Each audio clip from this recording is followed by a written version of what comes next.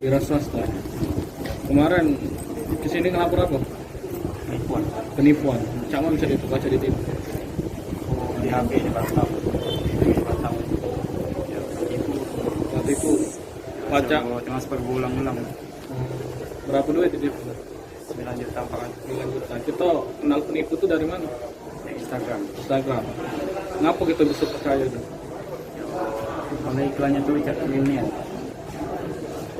Karena testi itu. Testimonial. Terus dia janji tuh berapa hari dikirim? Dan itu 3 sampai 4 hari 3 sampai 4 hari. Sudah duit kita ditransfer itu? sudah transfer. Berapa kok yang kamu pesan HP itu sampai 9 juta duit itu? Cuma sih kok ya. Cuma Itu sih kok. minta transfer berulang-ulang. Ulang-ulang.